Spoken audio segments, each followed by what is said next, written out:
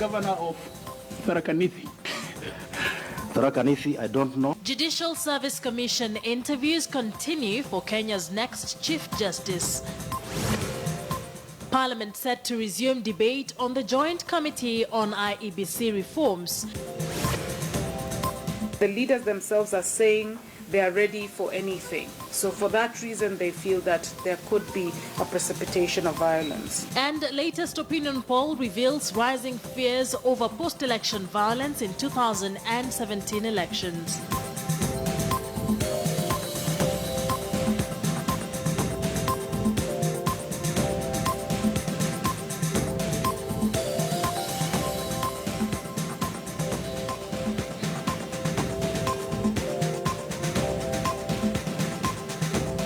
Well, a very, very good afternoon to you. Many thanks for joining us on KTN NewsDesk on this 30th day of August 2016. The search for the next Chief Justice of Kenya continues. The second person to take the stand today was Msaga Mbogoli, and our reporter Murimi Mwangi will be joining us live from the Supreme Court with more details on how that interview session by the Judicial Service Commission on Msaga Mbogoli went down since morning. It just ended a few minutes ago. Murimi Mwangi will be giving us a summary of how it went down. We'll also be taking a look at Parliament's diary today. There will possibly be a debate on the report by the Joint Select Committee on IEBC reforms. Our parliamentary reporter Patrick Kamima will also be joining us for that and more stories. My name is Akisa Wandera. Good afternoon. Now, former Principal High Court Judge Msaga Mbogoli has just finished presenting his credentials before the Judicial Service Commission, which is holding interviews for the Kenya's next Chief Justice. Let us now bring in our reporter Murimi Mwangi to just recap the proceedings so far and some of the things we should expect in the next interviewing sessions. A very good afternoon to you, Murimi. Many thanks for joining us on NewsDesk. Msaga Mbogoli has just finished his interview there with the Judicial Service Commission. How did it go down? Good afternoon, Akisa. Quite an interesting session for the JSC as the interview of former Principal High Court Judge Msaga Mbogoli, aged 64 now, happened here at the Supreme Court. And of course, key questions were put to him not only on his understanding of the law and in particular matters to do with the Supreme Court, but also key issues of general knowledge about Kenya. And a question was put to him on how well he understands devolution. And of course, a follow-up question to that was who is the governor for Mandera, who is the governor for Tharaka Nithi, and of course, who is the governor for West Pokot. Interestingly, Justice Mbogoli happened not to know any of the three, but of course, the person who had asked that question, Court of Appeal Judge Mohamed Warsame, said that was a question that was meant to test his knowledge of Kenyan affairs, given that as the head of the judiciary, he will be interacting with disputes and many cases emanating from different quarters of the country, and he ought to understand issues Kenya. But of course, other areas of focus today was on what he intends to do for the country as Chief Justice, and he was categorical that he would expand the access to justice for the common mwananchi. That was a point that was also given by Justice Al-Nashir Visram when he appeared before the JSC yesterday. But of course, another key area of focus was on a larger inclusion of other stakeholders of the judiciary on matters of easing the access to justice. And he raised concern about there being only one forensic lab that has to handle all criminal matters that emanate from all the courts in the country, with special focus on capital offenses, robbery with violence and murder cases. And when evidence has to be interrogated forensically, then that evidence has to be brought to that one lab. And he has pledged to ensure that there's an expansion of that service to ensure, of course, that more Kenyans get to access justice, and that can be done quickly. Of course, issues of the independence of the judiciary were also put to him. Remember the issues of the independence of the judiciary judiciary revolve around issues of the independence of the judges, financial independence, and of course independence of the judiciary as an institution and one arm of the government. And he said that there needs to be more interaction between the stakeholders across the three arms of government to get a middle ground upon which service delivery to Kenyans can be enhanced, while at the same time not compromising the independence of the individual judges as well as the judiciary. Next, of course, will be the other candidates. Initially, they were to be 6 candidates eyeing the position of Chief Justice, but pursuant to that ruling from the High Court yesterday, the JSC has been forced to open the doors to the interview of 7 more candidates that had their applications rejected earlier for the position of Chief Justice, and 3 extra others for the position of Deputy Chief Justice. And therefore, we are looking at the process taking longer than had been anticipated, because now Kenyans have been asked to give their views and any complaints that they have against the additional names that have been brought in. And of course, key among those names is the name of Supreme Court Judge Jackton Ojwang, and of course Professor Makau Mutua, 2 names whose rejection earlier had caused quite an acrimony within political as well as judicial quarters. Akisa. All right, thank you very much for that. Definitely we'll be on the lookout for the next candidate tomorrow. Many thanks for that report. Murimi Mwangi joins us from the Supreme Court, where former Principal High Court Judge Musaga Mbogoli's interview there with the JSC just ended. Now let's cross over to Kisii, where Iterio Secondary School students are set to report back to school this afternoon. You recall that this was the first school that reported a fire 2 months ago. Our reporter Fred Muturi is at the school as we speak. Let's now join him via phone for more updates on what really is going on down at Kisii. A very good afternoon to you, Fred. Many thanks for joining us on NewsDesk. We understand that Iterio is one of the few schools that have managed to reconstruct the dormitories. Iterio burnt about 7 dormitories, but they've managed to reconstruct. How exactly did they manage to do this? According to the principal in this school, a new principal who was transferred to this school from Maseno School, Mr. Isaac Okeyo, the school managed to do the renovations and reconstruct the school afresh, provisions from well-wishers, and they also got a donation of 1 million shillings from the Deputy President William Ruto. And parents were also asked to pay 10,000 shillings, but at first they were asked to pay 14,000 shillings. But the board sat down and reversed, saying that the 14,000 shillings was on the higher side. And as we can see here now, the parents who got late to pay, I can see other parents coming in, trying to pay the 10,000 shillings as well as the school fees, because the regulations here is that they must clear the fees as well as the 10,000 shillings that was meant for the renovation of the school. So as of now, Iterio is in the dormitories are well taken care of. The beds are equipped, and I think the school is set to run, and we're waiting for students to report later in the day. And I talked to some parents, and they say the incident that led to the torching of the 7 dormitories obviously made them dig deeper into their pockets and to pay for the school. But they are happy that the new structures has restored hope on the school that many people thought that it won't come back to its feet, back to. So what exactly makes Iterio different from the others? We understand other schools in Kisii are really struggling to get their structures back up. Yeah, other schools are still struggling, and I talked to other principals of the schools like Nemache, and they're saying that some parents have found it hard to get some money to pay for the renovations and as well as the school fees.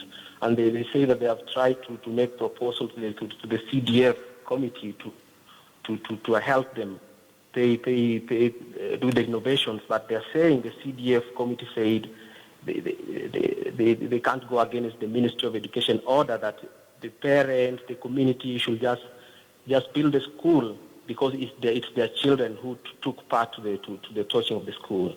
Fred, are schools instituting measures to ensure that discipline is upheld in schools, especially those where unrest was witnessed about 2 months ago? Sorry? Can you come again, please? Yes. Fred, I'm asking, are schools now instituting measures that will ensure discipline is upheld in this school so that we do not witness the kind of unrest we witnessed on the previous term? That is what most parents are anticipating here. Like the parents I talked to in Interior here, they say that they need the new principal to make sure that he has battled the general attitude in the school, and this includes poor school management, clanism, insecurity loopholes, and political interference, which have been cited for a long time as a major cause of school fires in this region. Yeah. All right, thank you very much for that update, Fred. Thank you very much for joining us. Fred Maturi is joining us from Kisii, specifically at Iterio Boys High School, which was the first where students burnt down dormitories before the unrest spread out, the wave of unrest spread out in other parts of the country. Now, majority of Kenyans are expressing fears of violence in the 2017 general election. This is according to findings released today by Infotruck. Bitter, and the leaders themselves are saying they are ready for anything. So for that reason, they feel that there could be a precipitation of violence. Those who didn't feel that there could be violence said Kenyans have learned a lesson, so they're not going to just get up, and start fighting neighbor for, whatever reason. Even here, like Wabara, are being told they will go back to their homes. That is someone who feels that there will be some election-related violence. And if you hear Wabara, then I guess you know where that is. A reconciliation is not, two people sitting in a room and doing a backroom political deal and saying, oh, we've reconciled. Okay? So this country is polarized, and we're going into the elections still in a polarized manner, and we don't seem to see any sort of recognition on the part of the leadership of this country to sort of do something about that level of polarization.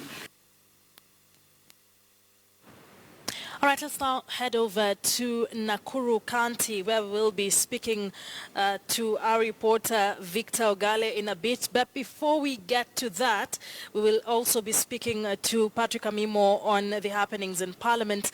Let's now head over to Nakuru, where a family in Kiambereria in Nakuru County is mourning following the death of 3 of their members in a fire last night.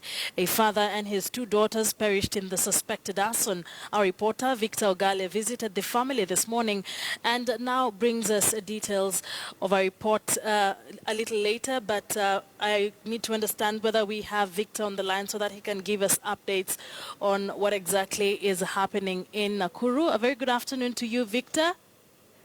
Well, Akisa, good afternoon. And the incident happened in Kiambereria village, Molo constituency, at around midnight when the home of Mzee Gisheha caught fire, and he was in the house with his 3-year daughter and the sister to the wife, who is 13 years. So the 3 of them perished, and they were burnt beyond recognition. However, according to the OCPD of Molo, Alfred Cheriot, who was at the scene while we went there, he told us that the wife is among the main suspects in relation to the inferno, or rather the arson attack, because when our neighbors realized one of them, their house was on fire, when they were coming there to help, or rather to aid in cooling down the fire, they met the wife running outside the house. And it is believed, according to the man in charge of Nyumba Kumi in that area, Samuel Kimani, he told us that the family has been having quarrels over and over again in the past months. And even yesterday, when the man of the house came back, there was a quarrel, and the neighbors had them quarreling. And it is believed at that time, around 10, between 9 and 10 p.m., that is when the wife left the house, never to come back. But she was later seen there when the inferno had taken place. So she is at the Molo police station among the main suspects in that incident. Akisa? What exactly did you find when you got to Kiambereria, and what exactly are the family members, or the extended family members, saying? It is believed this man came and bought land in that place 2 years ago. So most of his family members are in Naivasha and in Nairobi. And while we were there, some of the neighbors were in contact with them and they were on the way coming. So maybe by now they ought to have arrived there because they already left the village. But what the police are saying is that this has been a chief that has been ongoing in the family for a long time now. And these incidents in that area of arson attacks have been on the rise in the past few days, and it is something that is being investigated even by the leaders and by the elders in that area too.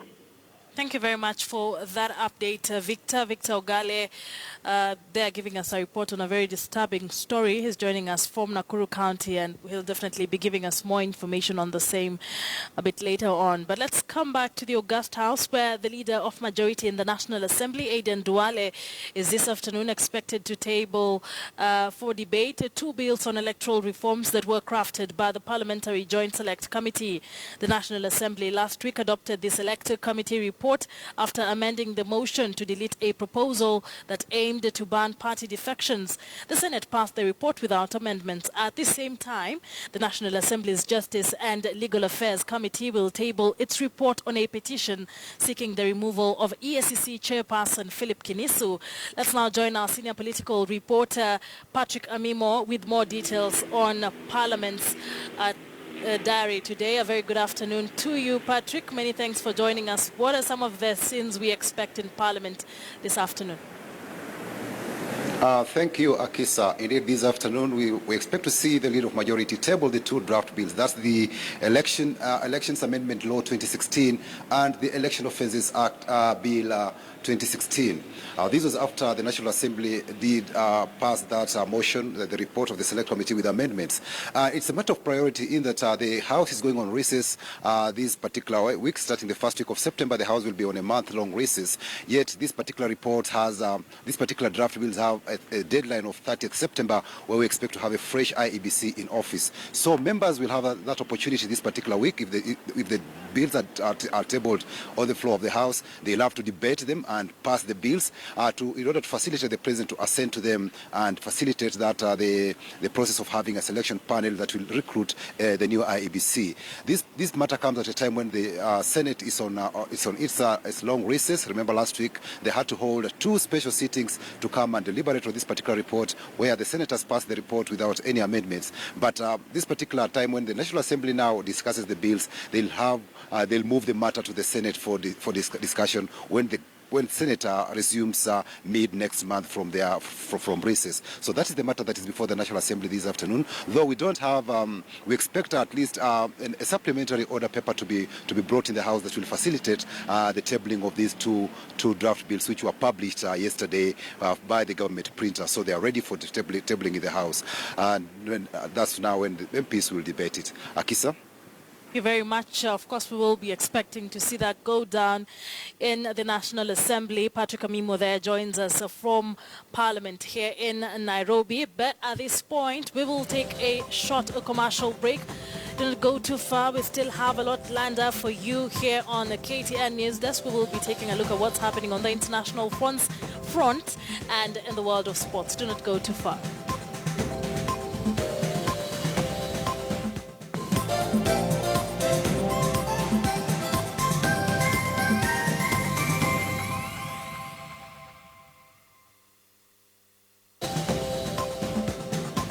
Welcome back. You are watching KTN NewsDesk. Many thanks for staying with us.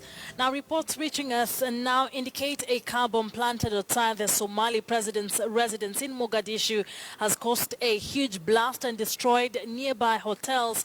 According to police, Reuters news agency quoted a witness, and social media users are saying they heard a loud explosion in Somalia's capital in the early hours of this afternoon.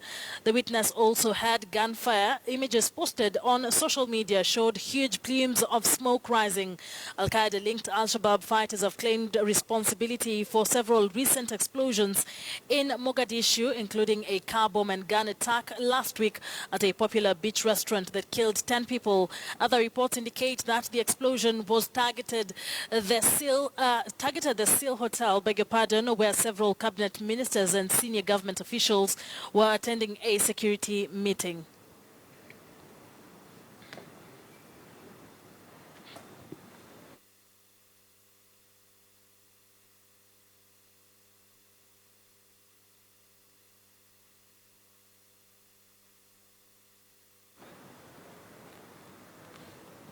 All right, we will continue keeping you up to date with more information on that breaking story from Somalia.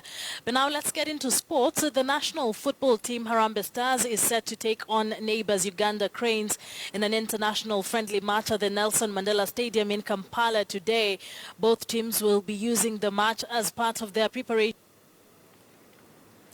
And away from the country, Russia, who are already suspended from next month's Rio Paralympics, have also been banned for the winter edition in South Korea in 2018 because of a state-sponsored sports doping program. The Russian Paralympic Committee announced the latest punishment handed out by the International Paralympic Committee on Monday. Last week, the Lausanne-based CA's sports highest tribunal rejected an appeal against the Rio ban. The decision to exclude Russia's team means at least 260 competitors from the country are now set to miss the September 7th to 18th Paralympics. Смотрел за играми, волновался за вас.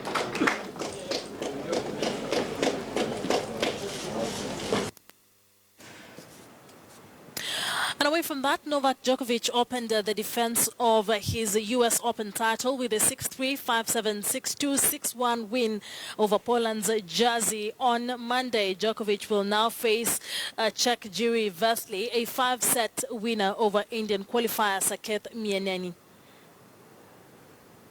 Following a shock. It's been happening in the country and beyond on KTN News. My name is Akisa Wandera. Enjoy the rest of your afternoon and keep it KTN News.